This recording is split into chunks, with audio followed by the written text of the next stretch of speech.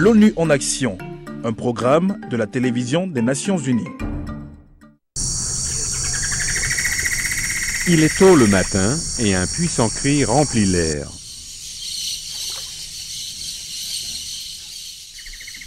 Des perruches et des perroquets arrivent en paire et en groupe de 4 pour descendre de la forêt tropicale branche par branche et se poser sur le banc d'argile.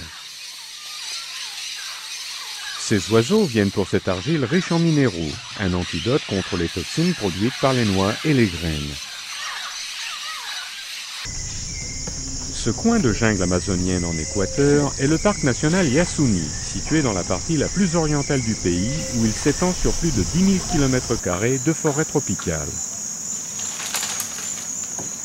Cette région est connue comme l'une des plus grandes zones de biodiversité au monde, et l'UNESCO l'a nommée réserve de biosphère, afin de protéger sa faune et sa flore, et assurer des moyens d'existence durables. Les touristes viennent du monde entier pour observer cette extraordinaire diversité de vie où l'on trouve plus de 550 espèces d'oiseaux connues et les loutres géantes menacées de disparition. Mais le parc se trouve aussi au-dessus d'importants gisements de pétrole. Et cette végétation luxuriante à l'allure paisible masque une lutte menée par les autochtones qui cherchent à protéger leurs terres ancestrales de l'exploitation inconsidérée des compagnies pétrolières. Le pétrole s'est déversé dans l'Amazone. Giovanni Rivanera est un Indien quechua de la communauté d'Anangu. La communauté n'a absolument rien gagné de toute l'exploitation qui a été faite. Nous n'avons pas d'eau potable, pas d'éducation et nous sommes en mauvaise santé. La production pétrolière en Amazonie a été la source principale de revenus qui a maintenu l'équilibre économique. Mais 4 décennies d'exploitation pétrolière ont laissé un héritage de déforestation et de pollution. La forêt abrite près de 300 000 Indiens qui luttent contre la pauvreté et dont beaucoup sont attirés par l'argent facile des compagnies pétrolières. Mais la communauté d'Anangu a résisté en trouvant une solution économique il y a 10 ans. Il était possible de construire quelque chose dans cet endroit magnifique que Dieu nous a donné. J'ai donc proposé à ma communauté de nous lancer dans le tourisme durable. Grâce à une mise de fonds offerte par une organisation non gouvernementale, la population d'Anangu a commencé toute seule à planifier et à construire le centre touristique qui a mis 5 ans avant d'être terminé. Ce centre s'appelle le Centre Napo pour la faune et la flore et c'est la première propriété autochtone à être gérée par les Indiens dans le parc national Yasuni, ainsi qu'à être certifié destination écologique en Équateur.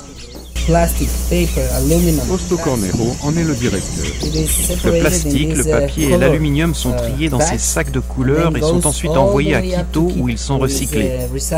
Nous ne jetons rien dans le sol ou dans le lac. Toute l'eau déversée des toilettes et de la cuisine part dans des tanks septiques qui redistribuent l'eau grise et l'eau noire vers des marais.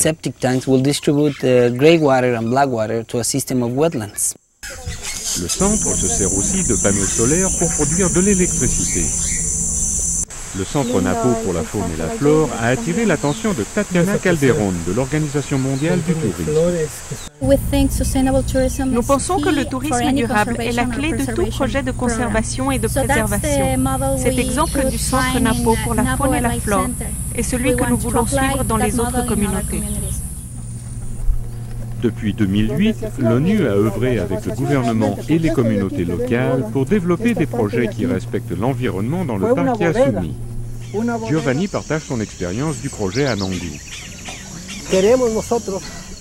Nous voulons montrer à tout le monde qu'il existe beaucoup de possibilités d'emploi lorsqu'on s'occupe de la forêt. L'exploitation pétrolière n'est pas la seule solution.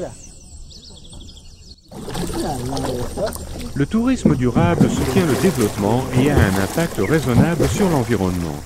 Il favorise aussi l'économie locale et les partisans du projet espèrent qu'il offrira une alternative durable à l'exploitation pétrolière.